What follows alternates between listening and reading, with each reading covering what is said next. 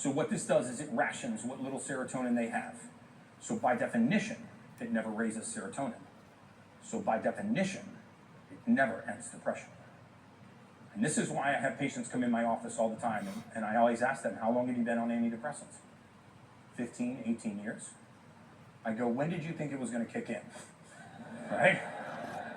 So if we understand that that second gene right there, MTR, that second gene methylates serotonin. You know, serotonin is the amino acid tryptophan, the crude oil that we convert into serotonin, the gasoline. If you can't make that conversion, you're by definition low on serotonin. 90% of the serotonin resides in our gut, right? If you don't have it here, you can't have it here. But this is a very easy factory to turn back on. We can turn the serotonin and the dopamine factory back on, travels up the vagus nerve to the brain and eviscerates these kinds of conditions.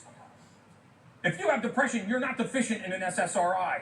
If you have ADHD, you are not missing Adderall. If you have high blood pressure, you're not deficient in a calcium channel blocker or a beta blocker. So if you have that second gene mutation, it's likely you're suffering from anxiety. And I can prove it to you right now, because the next time you run into someone that is suffering from anxiety, ask them these 3 questions. And I will prove that it is that gene. Number 1, have you had anxiety on and off throughout your entire lifetime? They will say yes. Number 2, can you point to the specific trigger that causes it?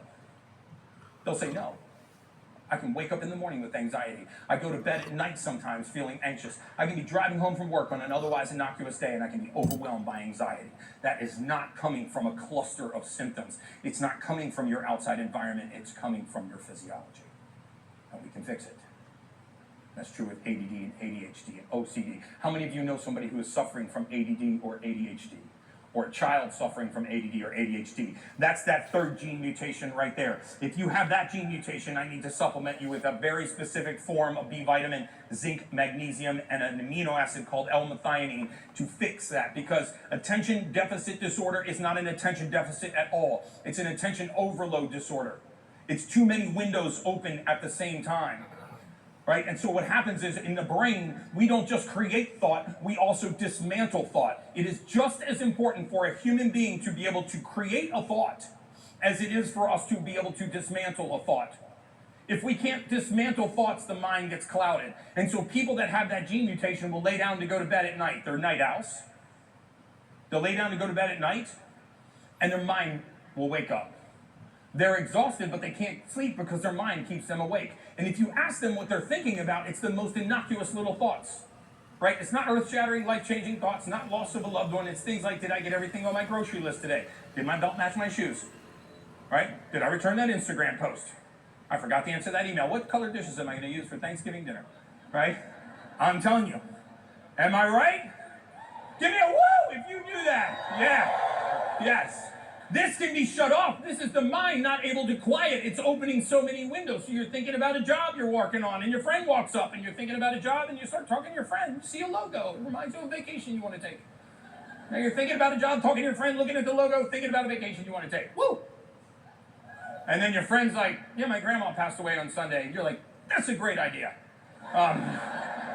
Because you're not tuned in, but not because you have an attention deficit, because you have an attention overload. If we could quiet the mind, then these conditions would go away. People that have OCD have disorganization in the mind. They crave organization in their outside environment. People get OCD, they walk into a room, there's a sock against the wall. They can't even work on the computer until they move the sock.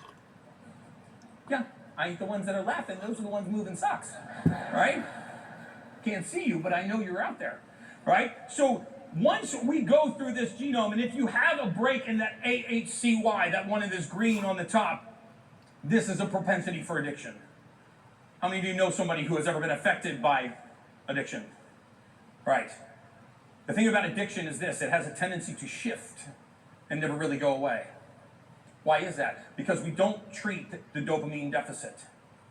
Remember, dopamine starts here, not here. And so we had a saying that the absence of dopamine is the presence of addiction. And the reason why addiction has a tendency to shift from drugs and alcohol to sex to working out to nicotine to what have you is because the gambling is because the dopamine deficiency is there.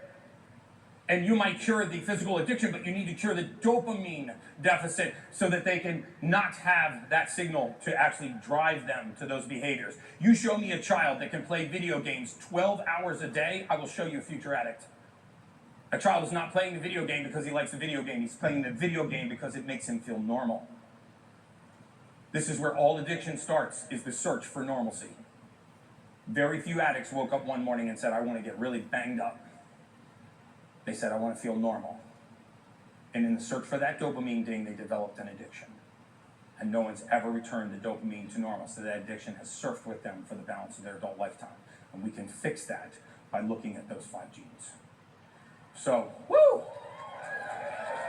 Because so many of us are supplementing just for the sake of supplementing, right? I go into your cabinets and I see saw palmetto and St. John's wort and turmeric and curcumin and all this stuff, and by the time you're done explaining to me why